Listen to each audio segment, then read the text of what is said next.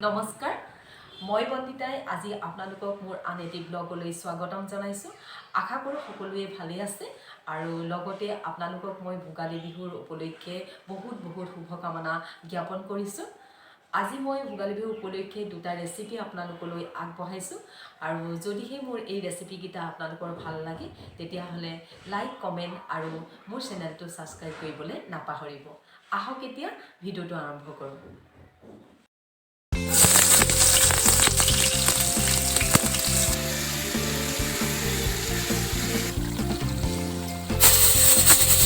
Chicken কুৰমাখিনি বনাবৰ কাৰণে মই লগত লৈছোঁ গোটা জালুক গোটা গৰম মছলা তেজপাত ধনিয়া গুড়া জিৰা গুড়া আৰু গৰম মছলা গুড়া আৰু অলপ লৈছোঁ জলকীয়া গুড়া আৰু লগত লৈছোঁ আদা নহৰু পেষ্ট বিলাহী পেষ্ট আৰু বাদামৰ পেষ্ট আৰু দৈ সৈতে বনোৱা পিঁয়াজৰ এটা পেষ্ট ৰেডি কৰি ল'ম আৰু লগত লৈছোঁ আলু তিনিটা এতিয়া মই পিঁয়াজখিনি ফ্ৰাই কৰি ল'ম যেতিয়ালৈকে ডাৰ্ক ব্ৰাউন কালাৰ হৈ নপৰে পিঁয়াজখিনি তেতিয়ালৈকে মই কম জুইত পিঁয়াজখিনি ভাজি থাকিম আৰু পিঁয়াজখিনি ধুনীয়াকৈ কালাৰটো কাঢ়া হ'লে পেষ্টটো ভাল হয় আৰু মাংসখিনিও ৰংটো তেতিয়া ধুনীয়া হয়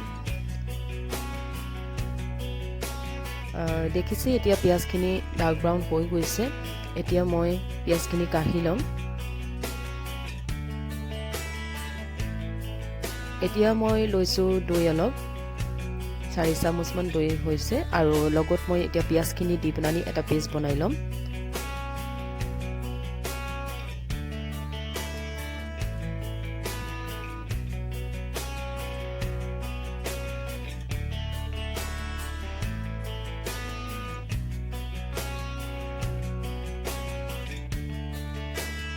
এতিয়া মোৰ পিঁয়াজৰ পেষ্টটো ৰেডি হৈ গ'ল দৈৰ সৈতে এতিয়া মই পেনখনত আলু কেইডোখৰ ফ্ৰাই কৰি ল'ম অলপ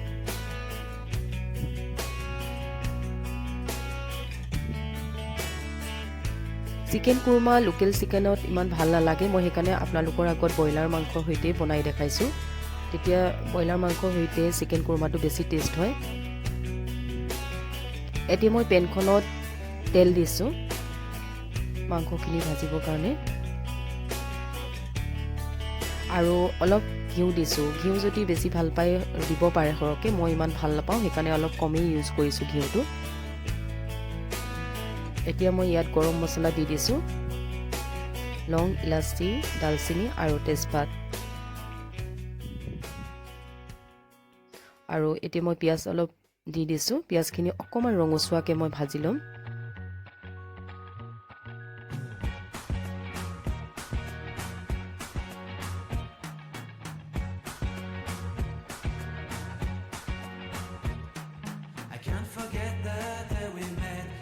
দেখিছে পিঁয়াজখিনি অলপ ৰঙচুৱা হৈছে গোল্ডেন কালাৰ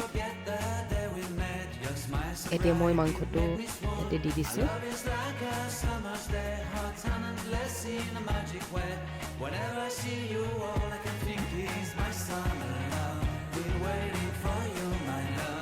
মাংসখিনি অলপ ৰঙচুৱা হোৱালৈকে ফ্ৰাই কৰিব লাগিব পিঁয়াজখিনিৰ সৈতে কম জুইতে মাংসখিনি ভাজি আছোঁ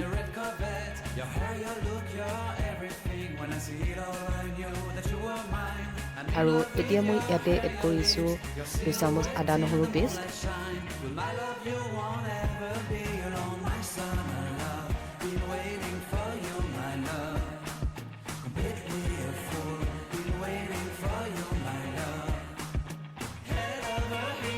আদা নহৰু গোন্ধটো যোৱালৈকে অলপ মাংসখিনি ভাজিব লাগিব দেখিছে মাংসখিনি অলপ ৰঙচুৱা হৈ পৰিছে আদা নহৰুখিনিও সিজি গৈছে আৰু মাংসখিনিৰ পৰা তেল ওলাইছে এতিয়া মই ইয়াতে এড কৰিম মছলাখিনি গুড়া মছলাখিনি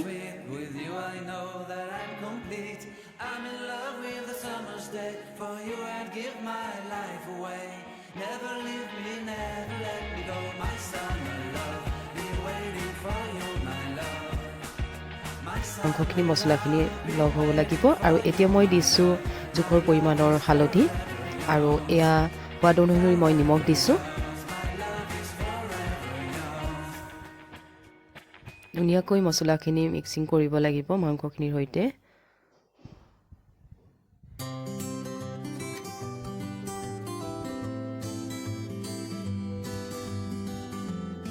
কম জুইতে ভাজি আছোঁ কাৰণ বেছি জুই হ'লে মছলাখিনি জ্বলি যাব।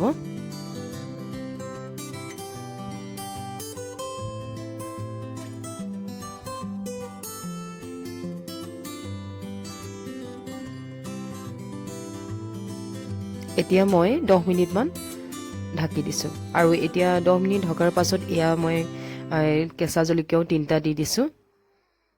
নিদিলেও হয় কিন্তু মই জ্বলা বেছিকৈ খাওঁ সেইকাৰণে দি দিছোঁ। এতিয়া মই ইয়াতে এড কৰিছোঁ বিলাহী পেষ্টটো আৰু বিলাহী পেষ্টটো সিজালৈকে অলপ ভাজি থাকিম।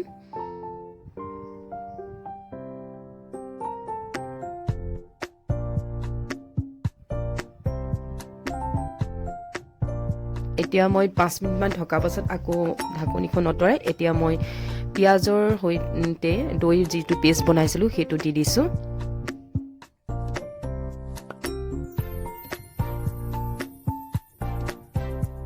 আকৌ মই 10 মিনিটমান ঢাকি দিয়াৰ পাছত আৰু এতিয়া ঢাকনিখন উঠাই লৈ এবাটি পানী দি দিছোঁ। পানী বিশেষ দিব নালাগে, মাংসখিনি অলপ সিজিয়ে গৈছে আৰু এতিয়া ঢাকনখন উঠাই আকৌ মই অলপ লৰাই দিছোঁ। মাংসখিনি প্ৰায় হৈয়ে গৈছে আৰু অলপ সিজাৰ পাছত মই নমাই দিবই পাৰিম। এতিয়া আকৌ মই 10 মিনিট বা 15 মিনিটমান ৰাখিম।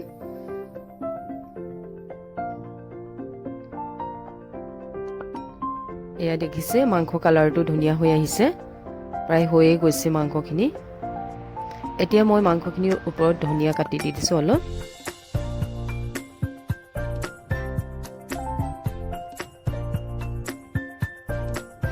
আকৌ অকণমান ঢাকি দিয়াৰ পাছত এয়া নমাই ৰেডি হৈ গ'ল মাংস। ধোঁৱা ওলাই আছে দেখিছে, ইমান খাওঁ খাওঁ লাগিছে নহয় জানো। বহুত টেষ্ট হৈছিলে মাংসখিনি। আপোনালোকেও এবাৰ ৰেচিপিটো ট্ৰাই কৰি চাব আৰু ভাল পালে ক'ব মোক কমেণ্টত।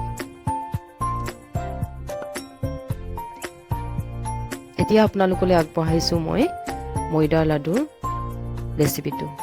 ময়দা লাডুখিনি বনাবৰ কাৰণে মই প্ৰথমতে কাজু কেইটামান পেনখনত গৰম কৰি লৈছোঁ, কাৰণ কাজুখিনি গৰম কৰি ল'লে খাবলৈ টেষ্টটো ভাল হয়। এতিয়া কাজুখিনি হৈ গৈছে, মই নমাই ল'লোঁ।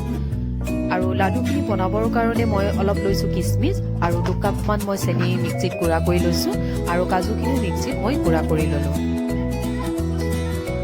এতিয়া মই লৈছোঁ 3 কাপমান জোখৰ ময়দা আৰু পেনখনত মই এতিয়া ঘিউ দিছোঁ 3 চামুচমান, ডাঙৰ চামুচেৰে 3 চামুচ দিম, কাৰণ ঘিউ অলপ বেছিকৈ লাগে ময়দা লাডু বনাবৰ কাৰণে। ময়দা লাডু খাবলৈ যিমান টেষ্ট হয় বনাবলৈ অলপ কষ্ট হয়, কাৰণ লাডুটো ভাঙি যোৱাৰ চান্স থাকে সোনকালে।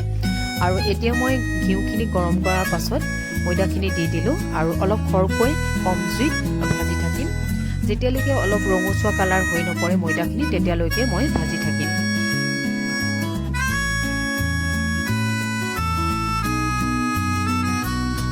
এয়া প্ৰায় হৈয়ে গৈছে, ময়দাখিনি ৰঙচুৱা হৈছে অলপ। এতিয়া মই ময়দাখিনি এখন ডাঙৰ কাঁহীত নমাই দিছোঁ, অলপ ঠাণ্ডা হ'ব লাগিব।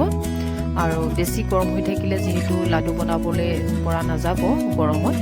আৰু এতিয়া ময়দাখিনি অলপ ঠাণ্ডা হ'লত মই ময়দাখিনিৰ লগত পিচি থোৱা কাজুখিনি দি দিছোঁ।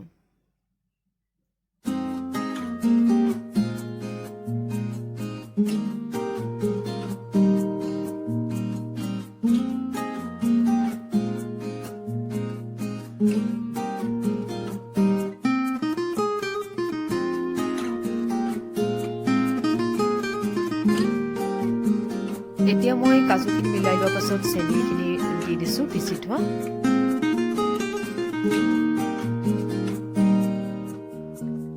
আৰু ধুনীয়াকৈ হাতেৰে মিলাই লৈছোঁ, কাৰণ লাডু হৈ থাকিলে ময়দা লাডুটো খাবলৈ ভাল নহ'ব। আৰু এতিয়া মই কিচমিচখিনি দি দিছোঁ। কিচমিচখিনিও ধুনীয়াকৈ মই মিলাই ল'ম।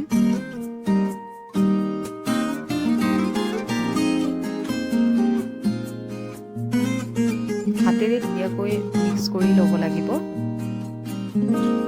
আৰু লাডুটো অকণমান খৰকৈ বনাব লাগে, অলপ গৰম হৈ থাকোঁতে বনাব লাগিব। এয়া হৈ গ'ল, বেছিকৈ বনোৱা নাই আৰু কেনেকুৱা লাগিলে ক'ব খাবলৈ খুবেই ভাল লাগিছিলে আপোনালোকেও এবাৰ ট্ৰাই কৰি চাব